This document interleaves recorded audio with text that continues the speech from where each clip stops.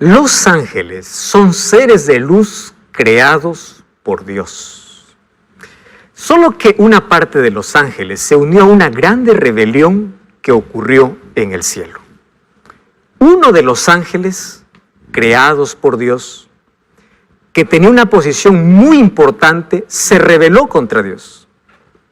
Y es por eso que ellos, al convertirse en enemigos de Dios, hoy están aquí actuando, también siendo nuestros enemigos, para separarnos de Dios y para que nosotros podamos hundirnos también bajo su dominio.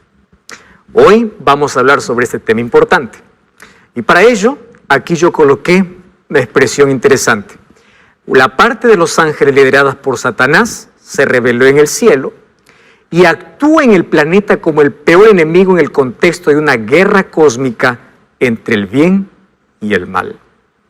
Todos nosotros estamos viviendo en un grande conflicto. Y aquí en esta lucha los ángeles tienen una parte importante. ¿De qué manera ellos intervienen? Primero comencemos definiendo qué significa ángel. Para ello hay dos palabras. La primera es en hebreo y la otra es en griego o latín. En hebreo, malak significa mensajero y la palabra ángelos, que significa también mensajero de Dios. Hay muchos libros y muchas películas que hablan acerca de quiénes son los ángeles. Especialmente se habla mucho acerca del ángel de la guarda. Incluso hay algún rezo o una oración que se hace al ángel de la guarda. Entre las películas y libros y tradiciones que se hablan acerca de los ángeles, el tema de la angeliología ha despertado un interés en el ser humano. Sin embargo, está mezclada también con mucha fantasía. ¿Quiénes realmente son ellos? Muy bien, los ángeles están mencionados en toda la Biblia. Desde Génesis hasta Apocalipsis. En el Antiguo Testamento, 100 veces se mencionan a los ángeles y en el Nuevo Testamento, 165 veces. Así que es un tema hablado y de mucha importancia. ¿Quiénes son ellos? No tenemos mucha información sobre cómo fueron creados, ni todas las actividades que realizan. Sin embargo, nosotros podemos saber por lo que está escrito en la Biblia, que los ángeles tienen personalidad, es decir, tienen intelecto, tienen emociones y tienen voluntad. Vamos a repasar, vamos a abrir la Biblia. Por ejemplo, los ángeles cantaron en el nacimiento de Jesús. Lucas capítulo 2, versículo 13 y 14, ellos revelaron su emoción, su alegría cantando. Mira lo que dice Lucas capítulo 2, versículo 13. Repentinamente apareció con el ángel una multitud de huestes angelicales o huestes celestiales que alababan a Dios y decían: gloria a Dios en las alturas y en la tierra paz, buena voluntad para los hombres. Expresan su emoción y dice que ellos cantan. El cielo es un lugar de adoración y los ángeles siempre adoran. En segundo lugar, dice que estos se alegran mucho cuando un pecador se arrepiente. Jesús contó una parábola en el libro de Lucas capítulo 15, en sí son 3 parábolas, pero me llama la atención lo que Jesús dijo en el versículo 10. Dice así: así os digo que hay gozo delante de los ángeles de Dios por un pecador que se arrepiente. Los ángeles también festejan y se alegran cuando hay un pecador arrepentido.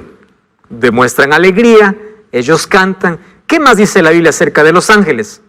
Son seres espirituales que pueden asumir una forma física. Wow, es interesante. Por ejemplo, ahí en el libro de Génesis capítulo 19, cuando los ángeles llegaron para Sodoma y Gomorra, Lot fue para poder decirles que puedan quedar en casa, y después de mucha insistencia dice que ellos fueron y ellos comieron con Lot. Ellos asumen una apariencia humana. Lo mismo pasó también con Abraham. Ellos pueden asumir una forma física. Además, la Biblia describe que los ángeles tienen alas. En algunos casos, como los serafines o querubines, tienen entre 4 y 6 alas. Esto me llama la atención. Por ejemplo, vamos al libro de Isaías, capítulo 6, versículo 2. Isaías 6:2 dice así: por encima de él habían serafines, cada uno tenía 6 alas, con 2 cubrían sus rostros, con 2 cubrían sus pies y con 2 volaban. Qué interesante, esa es la información que tenemos de ellos. Cuando hablamos acerca de los querubines, también dice que tienen 4 alas y ellos están delante de la presencia de Dios. En el libro de Ezequiel capítulo 1, versículo 6, nos da esta información. Además, los ángeles son seres súper inteligentes y poderosos. Y presta atención a esta información. Solo que ellos no poseen los atributos de Dios. ¿Cuáles son los atributos de Dios? Es decir, ellos no son omniscientes, ellos no son omnipresentes, ¿correcto? Ellos no están en todo lugar. Ellos no son eternos, porque fueron seres creados por Dios. Ellos no poseen los atributos de Dios. Sin embargo, ellos sí son superiores a los seres humanos. Cuando David decía, ¿quién es el hombre para que tengas de él memoria? Dice, lo has hecho un poco menor que los ángeles. Claro, son seres allí superiores, solo que son diferentes de Dios. Ellos no conocen todo, no lo pueden todo, no están en todas partes. Ellos están sujetos al tiempo, al espacio, necesitan moverse de un lado para otro. ¿Qué nos dice la Biblia acerca de los ángeles? Los ángeles, como son criaturas, o mejor, seres creados por Dios, ellos no reciben adoración. ¡Wow! ¡Qué importante! Superiores al ser humano, pero ellos no reciben ni veneración, préstame atención, ni adoración. Ni siquiera permite que un ser humano se arrodille. El libro de Apocalipsis capítulo 19, versículo 10, nos hace esta declaración. Dice así, yo me postré a sus pies para adorarle y él me dijo, mira, no lo hagas. Yo soy consiervo tuyo y de tus hermanos que retienen el testimonio de Jesús, adora a Dios. Ellos no reciben adoración. Ellos son seres creados. No sabemos si todos fueron creados a la vez o Dios los creó en diferente tiempo, no tenemos esa información. Y aquí hay un asunto interesante que debemos comprender de los ángeles. Los ángeles no son las almas, esa palabra almas lo voy a colocar entre comillas porque en sí no existe. Las almas de las personas muertas, no es que, una persona murió, ya su alma fue y se convirtió en un angelito. Eso no existe. Tampoco ellos evolucionan de otra vida. No es que los ángeles evolucionaron. Esa es una creencia antibíblica. Los ángeles fueron creados por Dios. Son criaturas de Dios. Y aunque son superiores a los seres humanos, no son iguales a Dios. ¿Correcto? Otra cosa, los ángeles no se casan, no tienen sexo, no mueren. No existen ángeles bebés ni ángeles adolescentes y no hay evidencia que Dios esté creando nuevos ángeles. Esto es interesante. Entonces, los ángeles no se casan, no mueren y no existen ángeles bebés ni adolescentes. ¿Recuerdas cuando Dios creó a Adán? No lo creó bebé, lo creó ya un ser humano. Entonces, los ángeles también son creados de esa manera. Y no es que ellos se reproducen. La reproducción es uno de los dones y regalos que Dios compartió con el ser humano. Ahora, otra cosa que entendemos de los ángeles es que son mensajeros y agentes secretos de Dios. Visitan constantemente nuestro planeta, ¿sí? Vemos en varias veces como un ángel visita el planeta para traer un mensaje a algún profeta o a alguna persona. En la Biblia nosotros encontramos lindas historias hechas por los ángeles. Por ejemplo, en el libro de Hechos capítulo 15, versículo 19, encontramos que cuando el apóstol Pedro fue encarcelado, ¿sabes qué cosa sucedió? Un día un ángel abrió la puerta de la prisión, sacó a Pedro de la prisión y lo puso en libertad. Dios envió ese ángel porque al día siguiente iban a ejecutar a Pedro y Pedro aún no había cumplido su misión. Y Dios envió un ángel para poder sacar allí de la prisión a Pedro. Dios también envió su ángel para poder cerrar la boca de los leones cuando Daniel fue colocado allí en el foso de los leones por causa de su fe. Los ángeles cumplen una labor importante y una de las que más me encanta y de lo que más repetimos acerca de los ángeles es que ellos protegen a los seres humanos y mucho más a aquellos que se entregan a Dios por completo.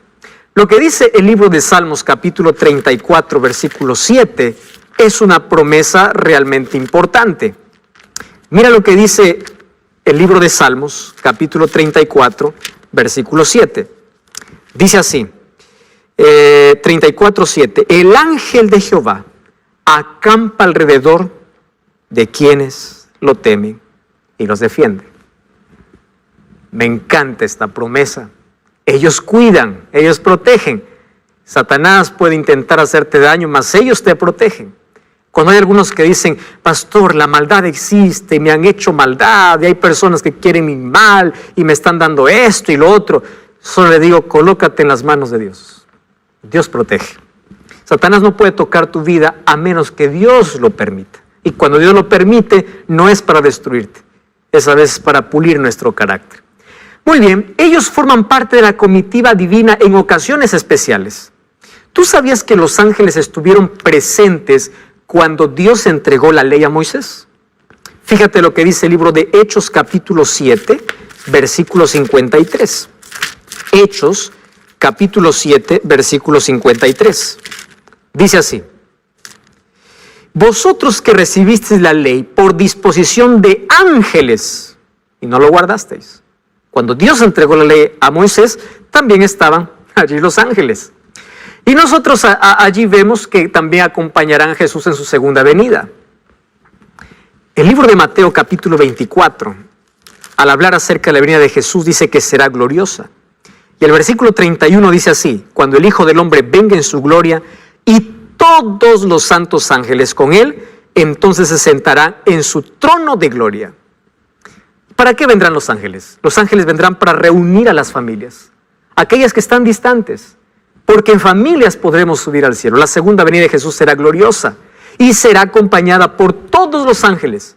La Biblia dice que ellos son millares, son millones. La Biblia no menciona un número de ángeles. Mira, el libro de Hebreos capítulo 12, versículo 22 nos da esa información muy clara. Hebreos capítulo 12, versículo 22. Allí dice que son millares y millares. Hebreos 12, 22. Dice, siendo que os habéis acercado al monte de Sión, a la ciudad del Dios vivo, Jerusalén, la celestial, a la compañía de millares de ángeles. Y cuando nosotros vamos a Apocalipsis capítulo 5, versículo 11, dice así, miré y oí la voz de muchos ángeles alrededor del trono y de los seres vivientes y de los ancianos, y su número era millones de millones. ¡Wow! Impresionante, millares y millones. La Biblia también dice que los ángeles tienen nombre. La Biblia, por ejemplo, conocemos el anuncio del ángel Gabriel a María. Gabriel también se apareció a Daniel para poder explicar la misión o la visión que él no entendía. Los ángeles tienen nombres, tienen sentimientos, también expresan sus emociones, son superiores a los seres humanos, pero inferiores que Dios. Además, dice así, una de las más grandes misiones de los ángeles fue asistir a Jesús en su ministerio a favor de la humanidad. Ellos siempre acompañaron a Jesús. Por ejemplo, los ángeles anunciaron el nacimiento de Jesús. ¿Quién anunció a María que ella iba a ser la madre del Salvador? Un ángel. Allí en el libro de Lucas 2, 13 y 14 dice, el ángel se le apareció. Aconsejaron a José y María para que huyeran a Egipto, porque Herodes les estaba persiguiendo. Un ángel fue, dice Mateo 2, 13 al 15, y allí en sueños se le apareció a José. Y le dijo, es hora de que vayas a Egipto. Y José, escuchando la voz del ángel, se levantó, tomó a María y a Jesús y huyeron para Egipto. Fue por la voz de un ángel. Además, acompañaron a Jesús después de la tentación en el desierto. Mira cómo los ángeles acompañaron a Jesús en todo momento. En el libro de Mateo capítulo 4, versículo 11, dice así, y el diablo le dejó, y he aquí vinieron ángeles y le servían. Después de la tentación, ¿quiénes aparecieron? Los ángeles de Dios para poder servir. Acompañaron en su muerte, en su resurrección, también estuvieron allí los ángeles, escoltaron a Jesús cuando ascendió al cielo y ellos formarán parte de su comitiva cuando regresen a esta tierra. Me encanta aquel momento que describe Salmos capítulo 24, cuando Jesús ingresó al cielo. Mira, el capítulo 24 habla acerca del Rey de Gloria, del momento cuando Jesús entró después de la victoria. Y allí dice que se escuchaban voces, el versículo 7, alzad vuestras puertas, o alzado puertas vuestras cabezas, alzad vosotras puertas eternas, y entrará el Rey de Gloria. ¿Quién es el Rey de Gloria? Jehová el fuerte y valiente, Jehová el poderoso de batallas. Gran coro de ángeles allí, una vez más recibieron a Jesús después de la victoria. Y ellos finalmente acompañarán cuando Jesús venga por segunda vez. La pregunta es, ¿cómo surgieron los ángeles del mal? Y aquí entramos a un tema realmente impresionante. Porque Dios no creó seres malos. Dios no creó criaturas imperfectas. ¿Y sabes qué cosa es lo misterioso de todo? Es que los demonios son mencionados como 100 veces en la Biblia, pero ¿quién fue el primer demonio? Fue un ángel perfecto. Un ángel creado por Dios. ¿Y qué cosa es lo que me llama la atención? Cuando yo voy a la Biblia, en el libro de Isaías capítulo 14, versículo 12, yo encuentro cómo es que un ángel perfecto se rebeló contra Dios. Isaías 14, 12 dice, ¿cómo caíste del cielo, oh lucero, hijo de la mañana? ¿Sabes? La palabra lucero es el significado del nombre Lucifer. Lucifer significa lucero, hijo de la mañana.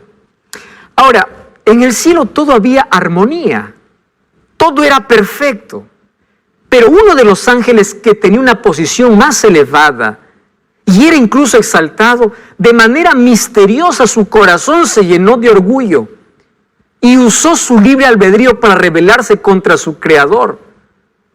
El nombre Lucifer significa portador de luz o lucero de la mañana, que finalmente, después de su rebelión, se convirtió en diablo. ¿Y qué significa diablo? Diablo o Satanás significa aquel que hace trampa, o mejor, aquel que es acusador. Cuando tú acusas a alguien por alguna cosa, ten mucho cuidado de no ser parte de esta legión. Porque a quien le encanta acusar es a Satanás. Él se convirtió en Satanás después de haber sido un ángel perfecto. En la Biblia yo encuentro dos relatos en dos profecías dadas para Tiro y Babilonia, tomando la figura de estos dos reyes para que representan la caída de Satanás. En el libro de Ezequiel, capítulo 28, me habla sobre cómo era o cómo fue creado Satanás. Mira, el capítulo 28, vamos a ver a partir del versículo 13. Ezequiel, capítulo 28, versículo 13, encontramos una declaración importante sobre la creación y sobre la rebelión de este ser. En el huerto del Edén estuviste, toda piedra preciosa era tu vestidura, te vestiste de lo mejor. Versículo 14, tú, querubín grande protector, yo te puse en el santo monte de Dios y allí estuviste. El versículo 15 dice, perfecto eras en todos tus caminos desde el día que fuiste creado hasta que se halló en ti maldad. Haciendo referencia a Lucifer, aquel que se rebeló contra Dios. Era perfecto en todo. Y dice, profanaste tu santuario. ¿Por qué? Porque el santuario es la morada de Dios. En el versículo 13 o el versículo 17 dice, con la multitud de tus maldades y con la iniquidad de tus contrataciones, profanaste tu santuario. Él estaba en la presencia de Dios. Él era un ángel protector. ¿Protector de qué? De la ley eterna de Dios. Por eso es que él odia tanto la ley de Dios. Un día él estaba en una posición muy elevada, protegiendo la ley eterna de Dios. Cuando hablemos del tema de la ley, vamos a volver a este asunto importante. Por eso es que el pecado para su surgimiento es ilógico.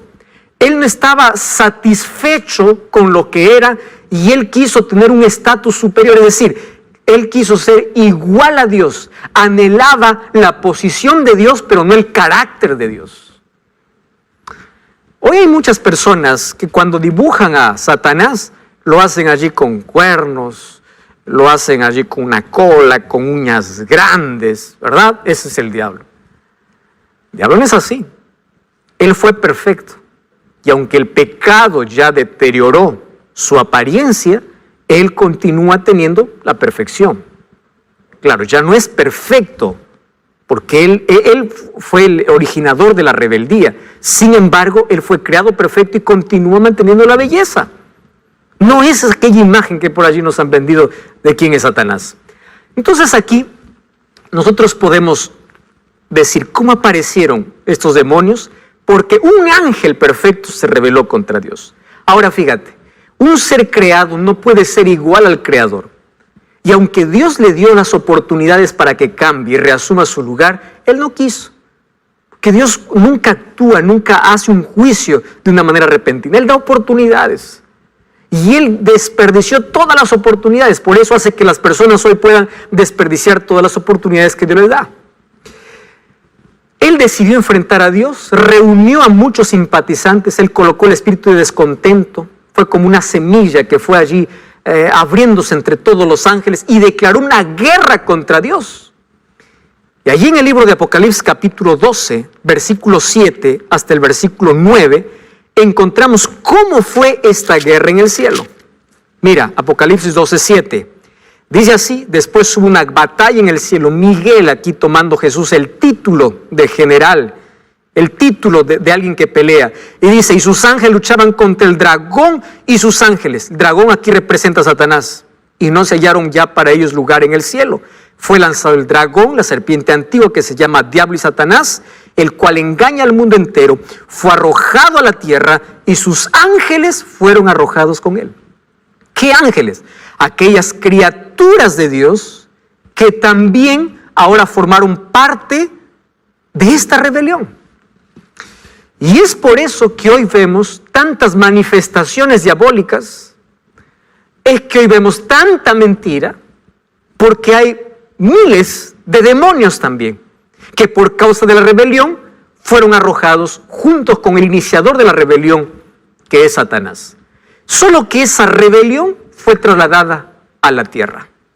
Y nosotros sabemos cómo Satanás, él usa mucho algunas cosas desde el jardín del Edén para poder engañar a todo el mundo. Así como engañó seres perfectos en el cielo, hoy continúa engañando a seres humanos en la tierra.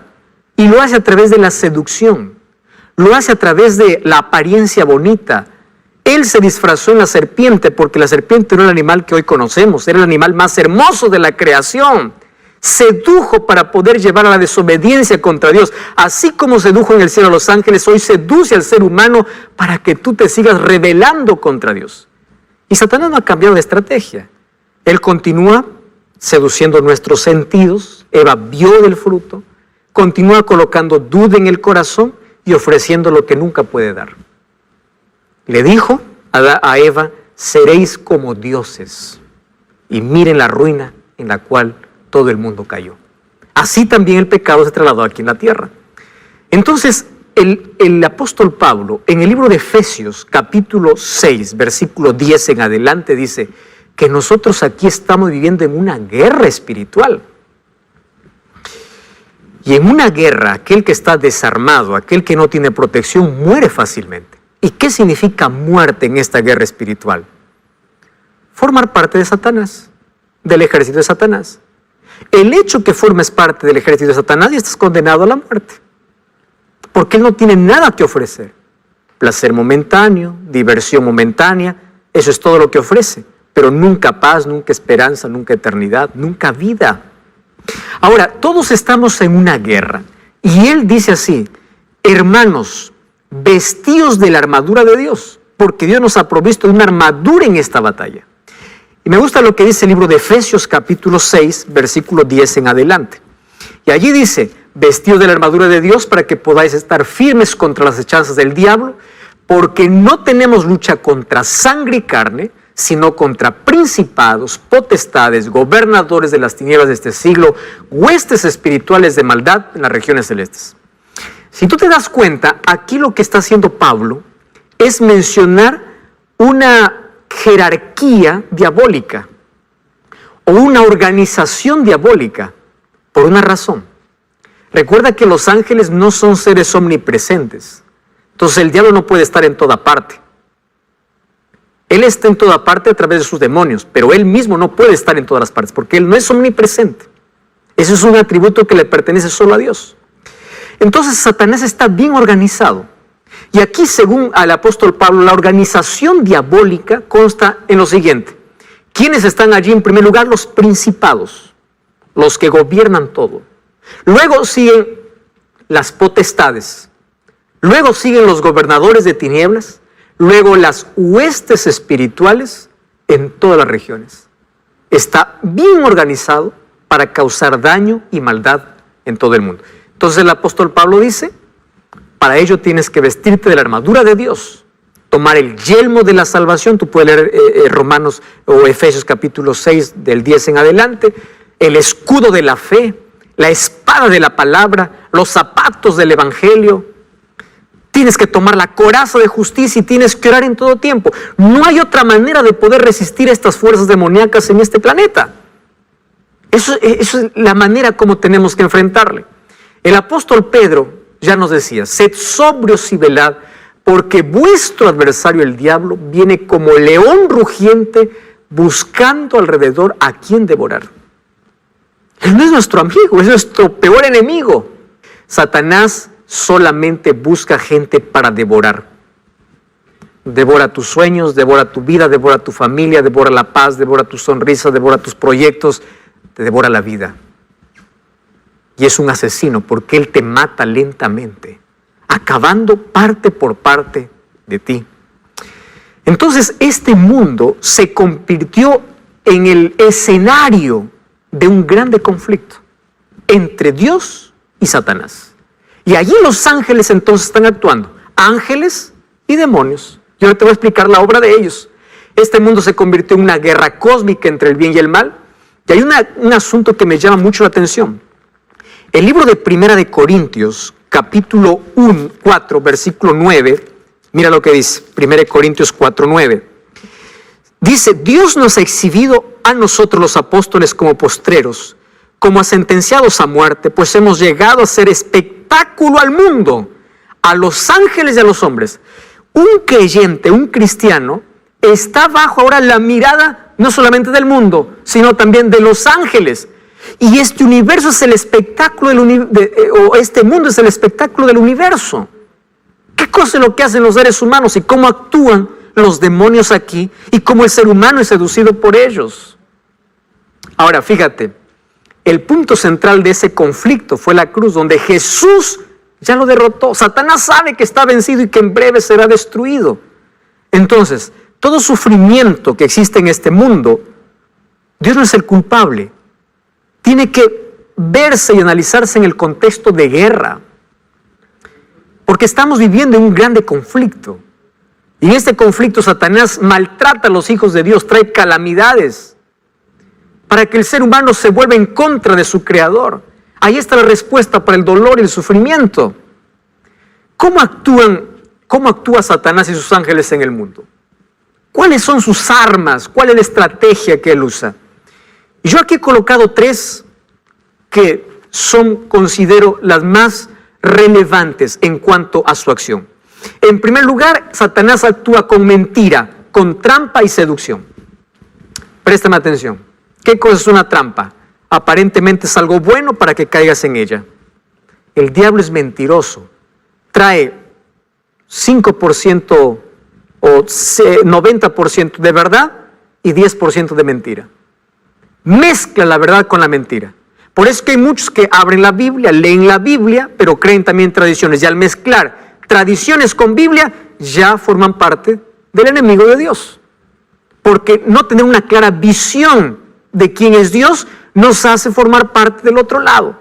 Ahora, presta atención. Él usa mucho la mentira, la trampa y la seducción. Él seduce.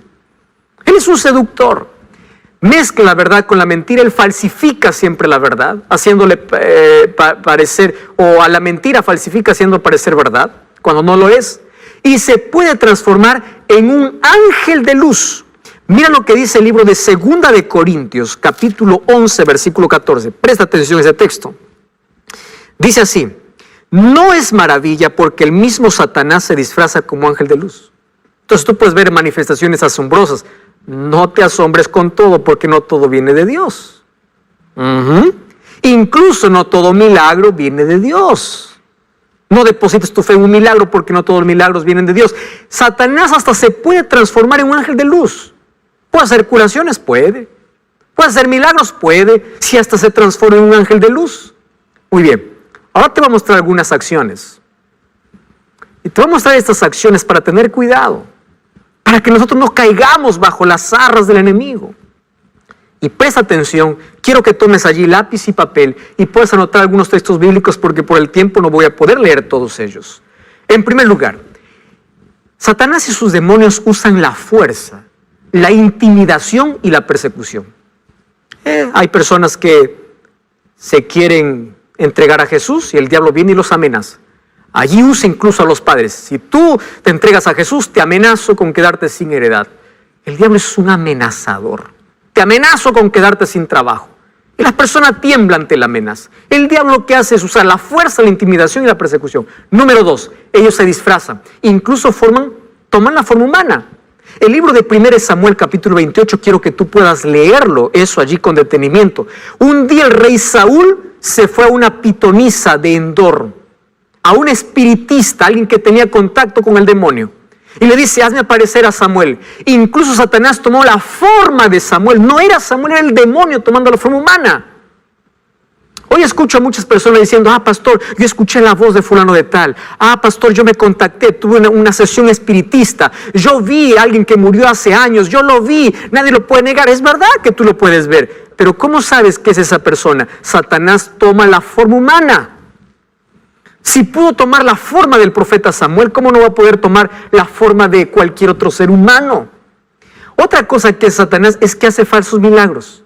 Por eso ya te dije que tu fe no esté basada en un milagro, esté basada en la palabra de Dios. Otra cosa que es Satanás es que ciega la mente de los incrédulos para no discernir el error. Yo voy a leer este texto. Mira lo que dice 2 de Corintios, capítulo 4, versículo 4. Dice así. El Dios de este siglo, es decir, refiriéndose a Satanás, dice, lo cegó el entendimiento de los incrédulos para que no resplandezca la luz del evangelio.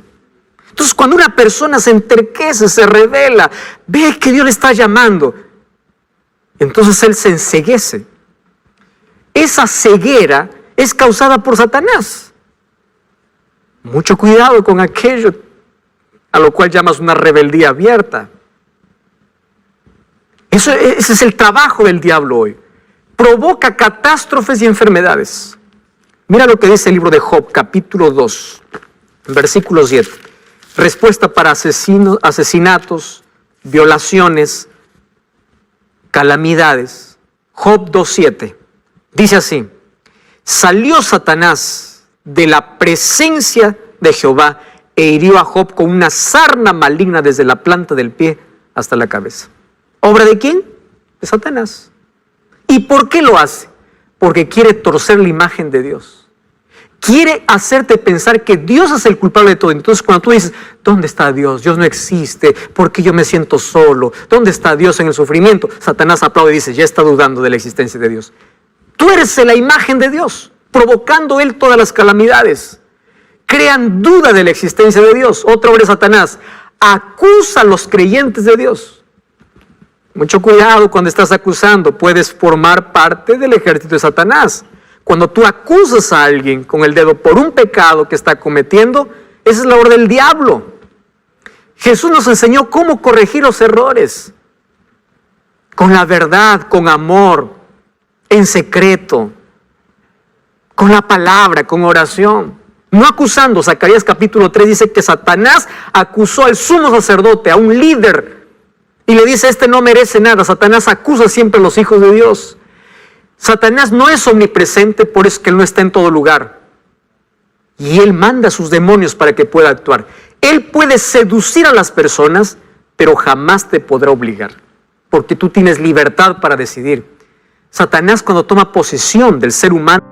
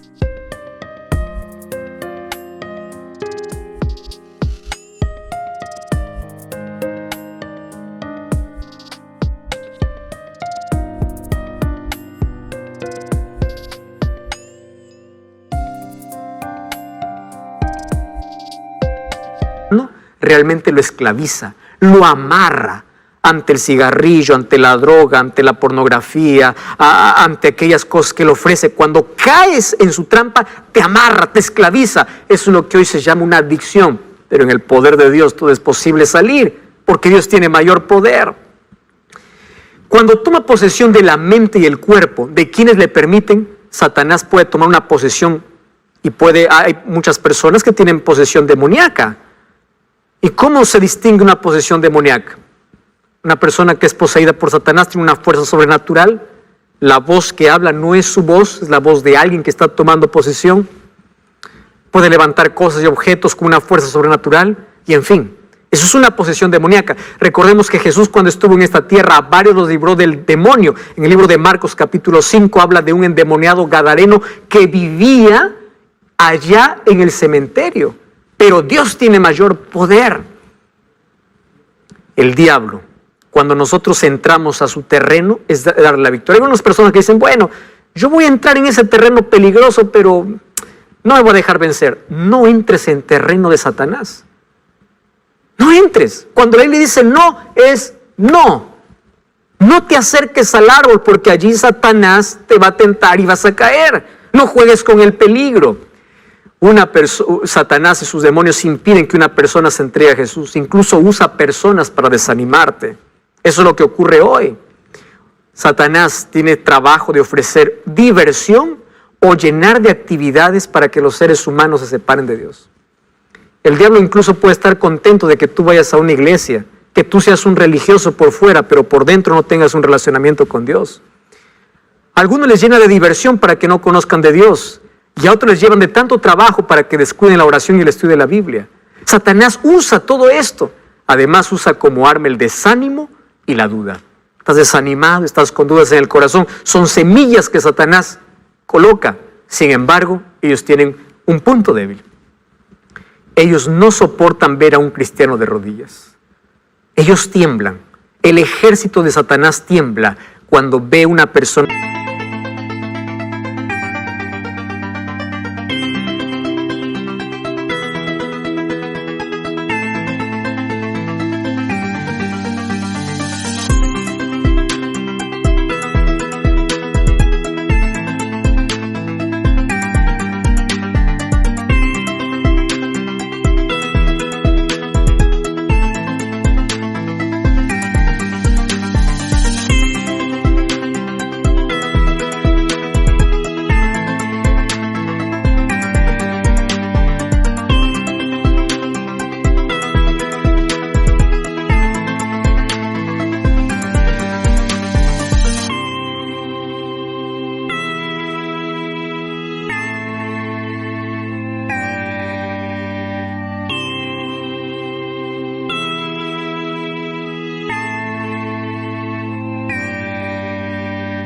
de rodillas delante de la presencia de Dios, no delante de una imagen, no delante de un santo, no delante de un hombre, delante de Dios.